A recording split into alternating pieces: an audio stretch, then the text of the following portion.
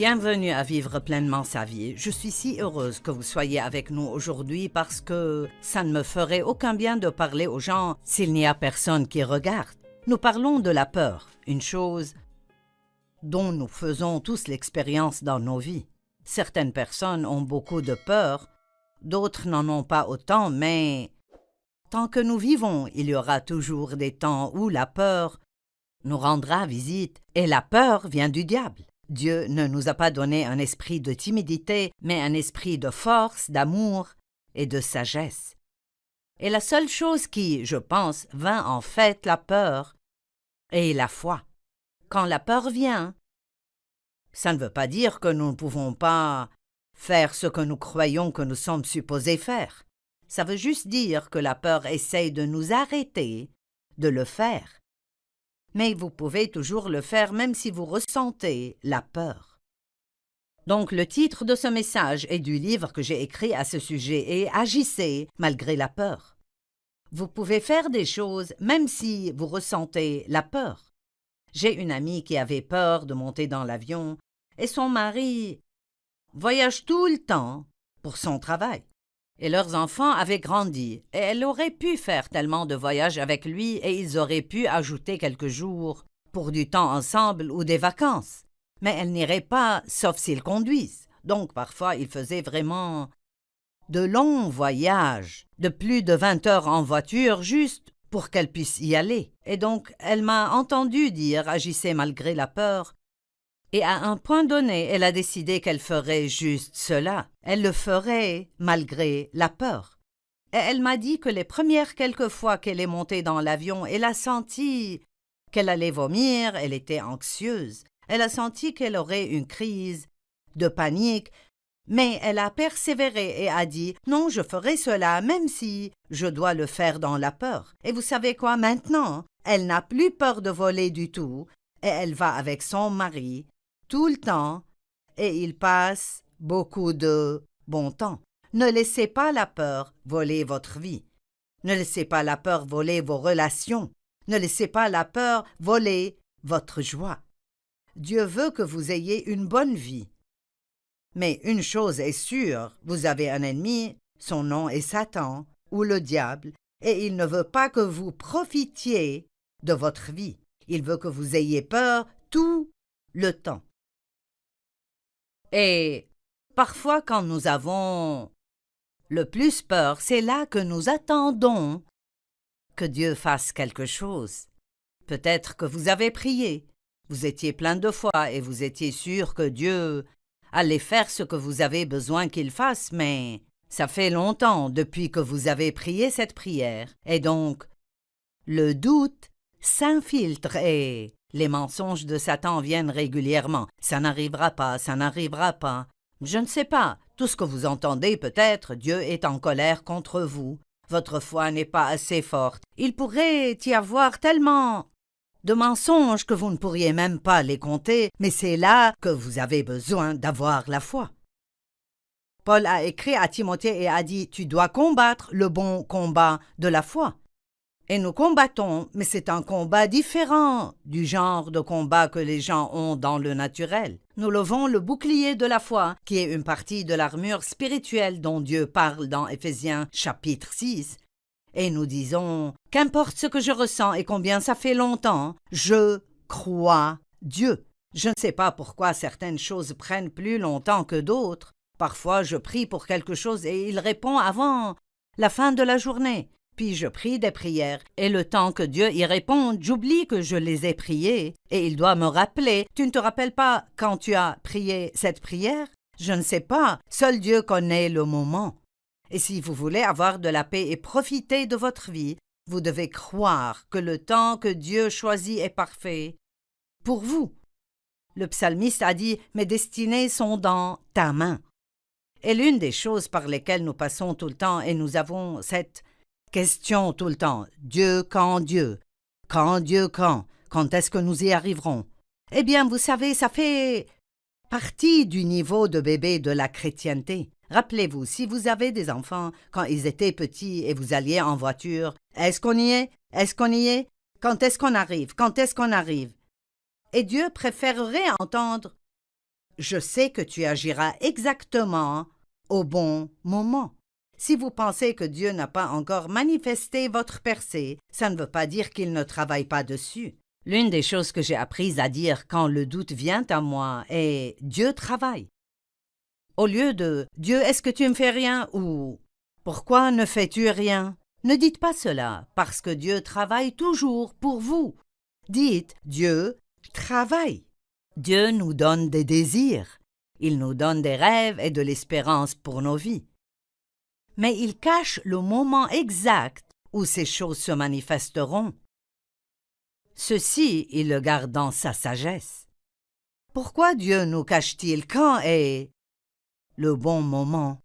Eh bien, parfois, si nous savions combien nous devrions attendre, nous abandonnerions avant même de vraiment commencer. Si nous savions ce que nous devrions traverser, nous abandonnerions avant même de commencer. Mais je crois que Dieu aime être un peu mystérieux. Je pense que c'est bon pour nous de ne pas tout savoir. L'un de mes genres de films préférés est les films de mystère. J'aime cela. Regarder et être nerveuse et attendre ce qui va se passer et attendre de voir le résultat qu'il a fait ou quoi que soit l'histoire. Et je pense que ce mystère nous donne en fait un peu de plaisir. Je veux dire, nous pensons toujours que nous aimerions connaître l'avenir, mais voudriez-vous vraiment savoir tout ce qui arriverait avec vous pour le reste de votre vie et quand ça arriverait? Je ne le pense pas. Parce que si vous saviez toutes les bonnes choses, vous n'auriez pas le plaisir de les recevoir. Et si vous saviez toutes les choses les plus difficiles, vous seriez effrayé pendant tout ce temps. Donc, quand vous savez des choses en avance, vous les regardez sans la grâce de Dieu. Et quand le moment vient pour que quelque chose arrive, et vous devez passer par cette situation, alors vous aurez besoin de sa grâce pour faire cela. Dieu ne nous laisse jamais sans l'aide dont nous avons besoin pour faire ce que nous devons faire. Et je peux vous dire que tout le monde attend. Vous n'êtes pas les seuls à attendre. Ça fait partie de notre épreuve de foi. Et croyez-le ou non, vous grandissez spirituellement, spécialement si vous apprenez comment bien attendre. La patience n'est pas juste la capacité d'attendre, mais c'est comment nous nous comportons alors que nous attendons. Quelqu'un a besoin de comprendre cela aujourd'hui. La patience n'est pas juste d'attendre.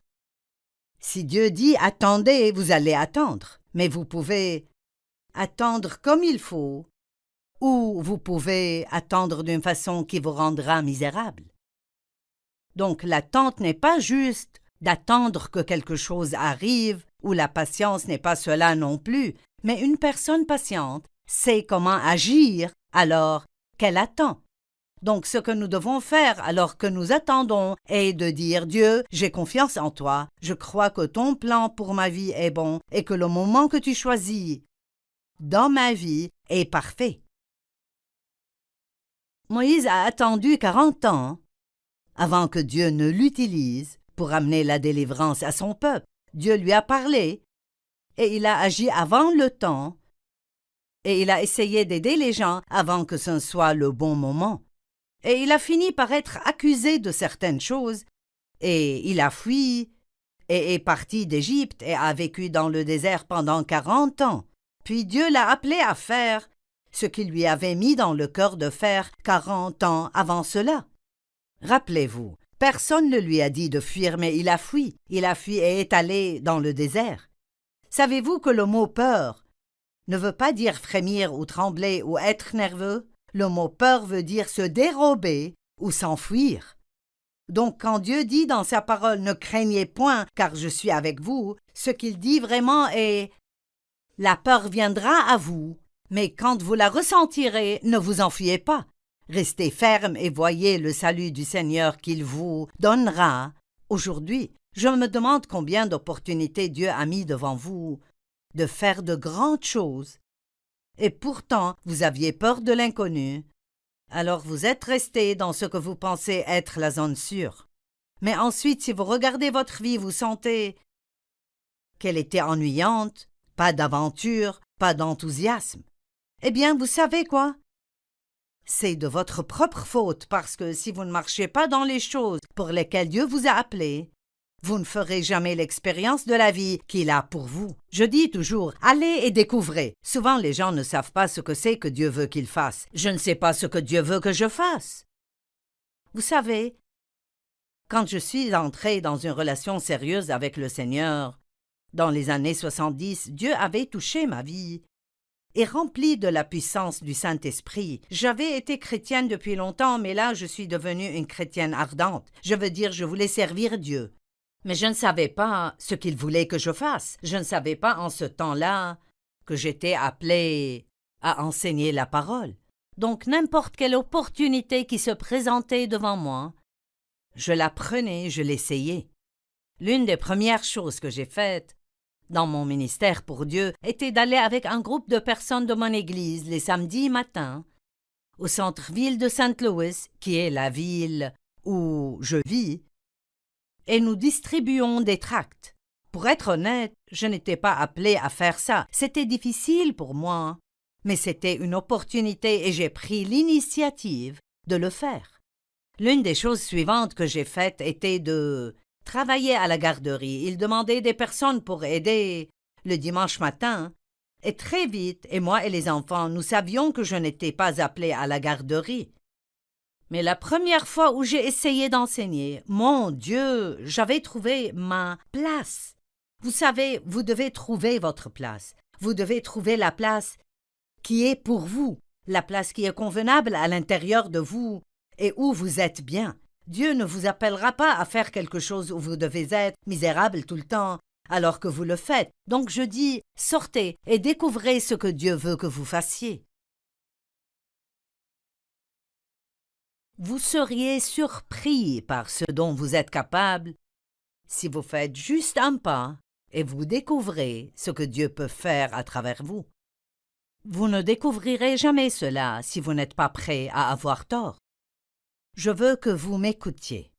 Vous ne le découvrirez jamais si vous n'êtes pas prêt à avoir tort. Et ce ne sera pas la fin du monde si vous allez et vous essayez quelque chose que vous sentez que Dieu veut que vous fassiez et ça ne marche pas et vous devez faire un pas en arrière et dire « j'ai fait une erreur ». Mais au moins, ceci est quelque chose dont vous pouvez dire « je sais maintenant que je ne suis pas supposé faire ça ». Et je crois qu'il y a des personnes qui regardent maintenant qui ont besoin d'entendre ce que je dis, parce que vous n'êtes pas content dans la vie, mais c'est parce que vous ne prenez pas de pas dans la foi.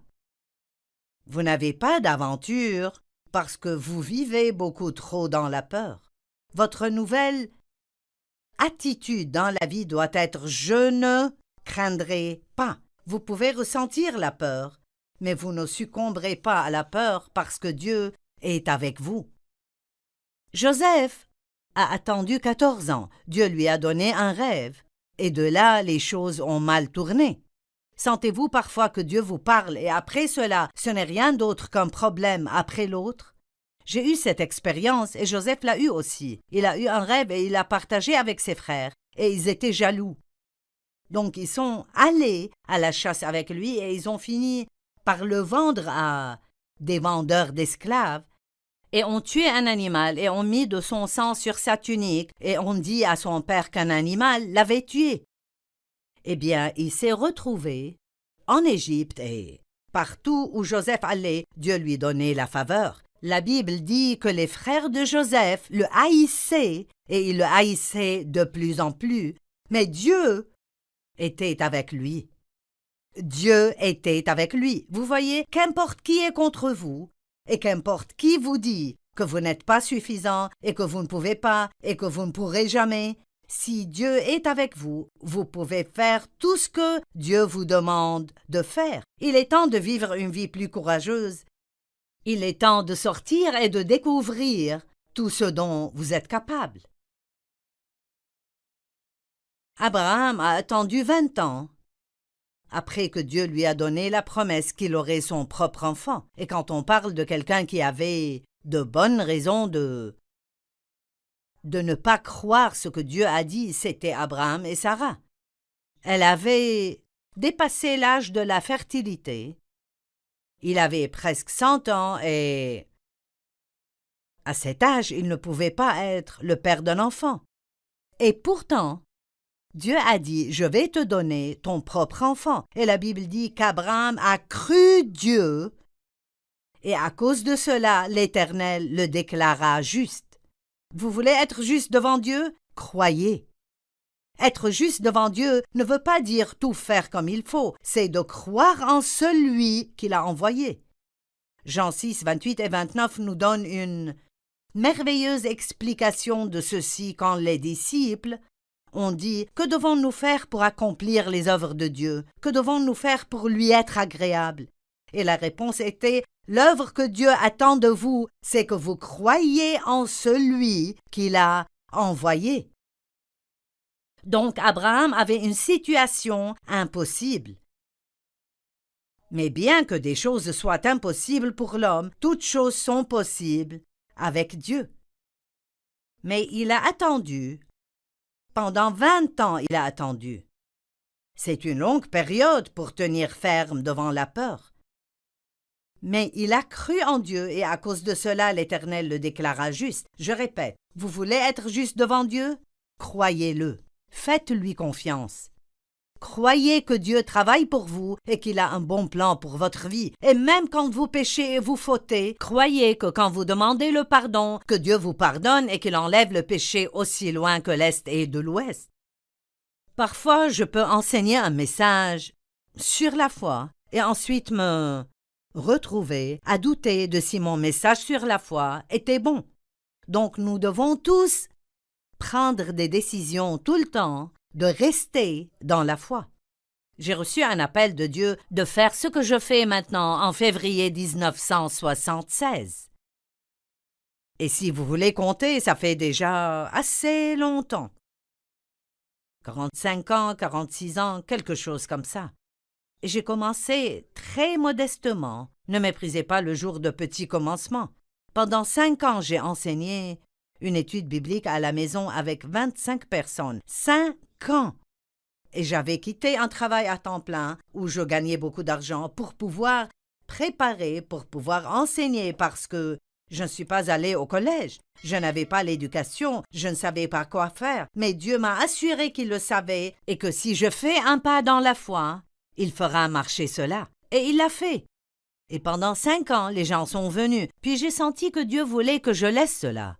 Donc, j'ai arrêté. Je pense que j'ai entendu Dieu dire « Arrête cela et regarde, je fais une œuvre nouvelle. » Eh bien, j'ai pensé que sûrement la nouvelle chose serait que j'irais partout dans le monde maintenant. Mon rêve allait être accompli et j'allais enseigner à de grands nombres de personnes, dans de grandes réunions. J'allais voyager partout et faire toutes ces choses. Eh bien, la chose suivante qui est arrivée est que pendant 1 an, je n'ai absolument rien fait. C'était comme si Dieu m'avait mise à l'écart et avait dit « Voyons ce que tu crois pendant cette année. » Et je ne savais vraiment pas ce qui arrivait.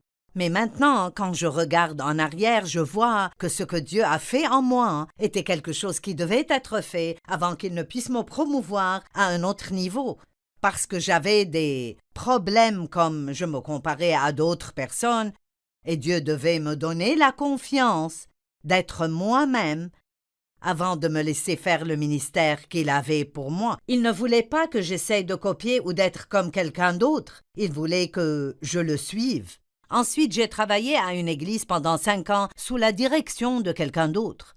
Et cela n'était pas toujours facile parce que je ne pouvais pas faire tout ce que je voulais faire. Je devais être sous l'autorité.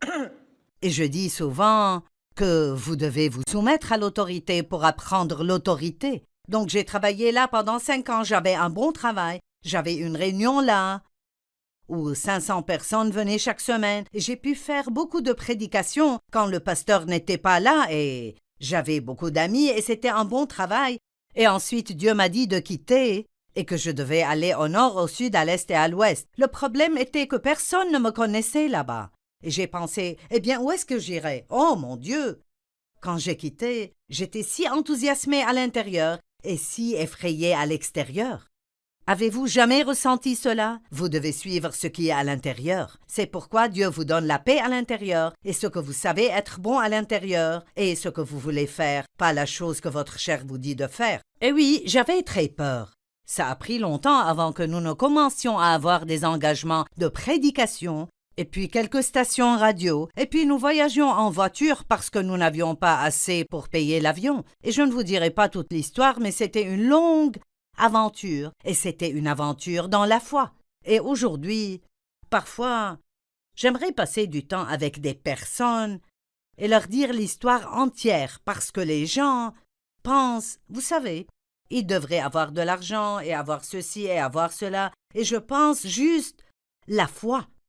Je me souviens, quelqu'un a dit à Mère Thérèse, avant qu'elle n'aille en Inde, parce qu'elle n'avait vraiment rien, elle a dit « J'ai 3 sous et j'ai Dieu et c'est tout ce qu'il me faut ». Et elle est allée là-bas et elle a fait tellement de travail merveilleux. Ne regardez pas ce que vous n'avez pas, regardez le fait que vous avez Dieu et mettez votre foi en lui et laissez votre foi vaincre ses peurs. Et maintenant, me voici, après toutes ces nombreuses années, je fais ce que Dieu m'a appelé à faire il y a 46 ans, et je le fais maintenant depuis près de 20 ans, mais ce n'est pas arrivé instantanément. Dieu m'a fait passer par la longue route ardue, bien qu'il y ait eu un endroit qui était plus proche.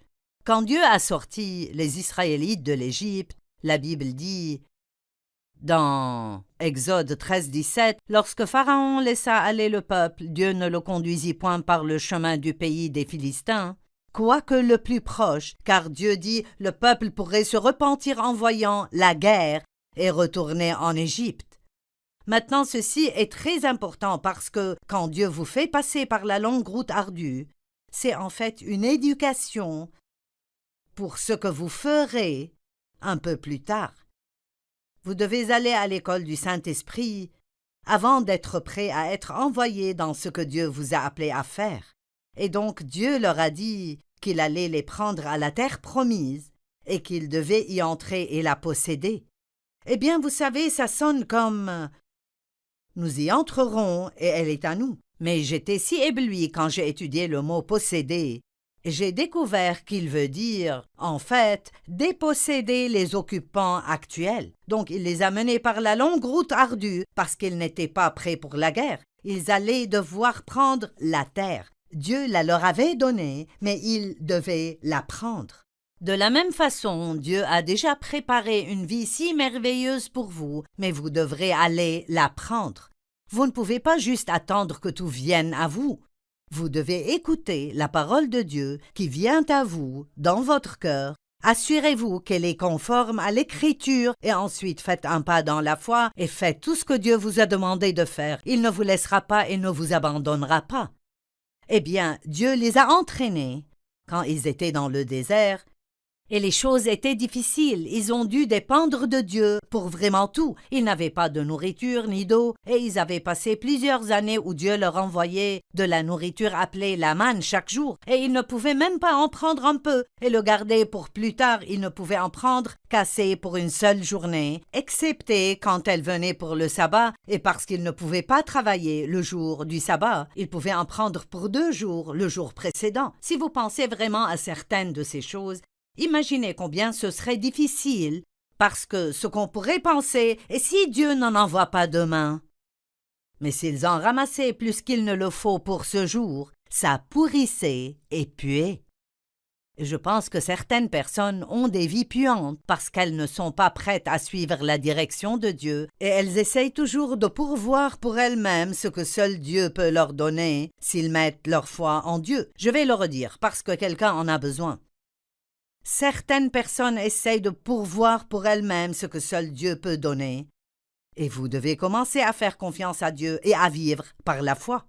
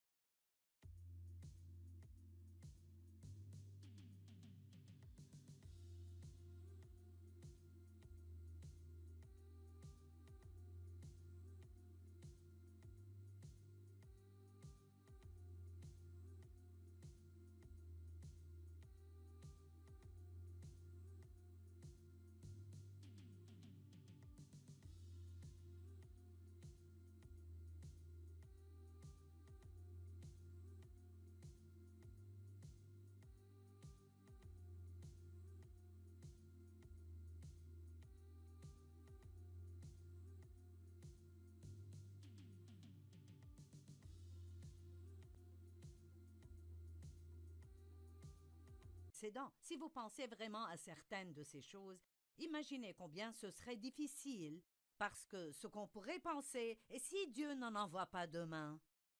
Mais s'ils en ramassaient plus qu'il ne le faut pour ce jour, ça pourrissait et puait. Je pense que certaines personnes ont des vies puantes parce qu'elles ne sont pas prêtes à suivre la direction de Dieu et elles essayent toujours de pourvoir pour elles-mêmes ce que seul Dieu peut leur donner s'ils mettent leur foi en Dieu. Je vais le redire parce que quelqu'un en a besoin. Certaines personnes essayent de pourvoir pour elles-mêmes ce que seul Dieu peut donner. Et vous devez commencer à faire confiance à Dieu et à vivre par la foi.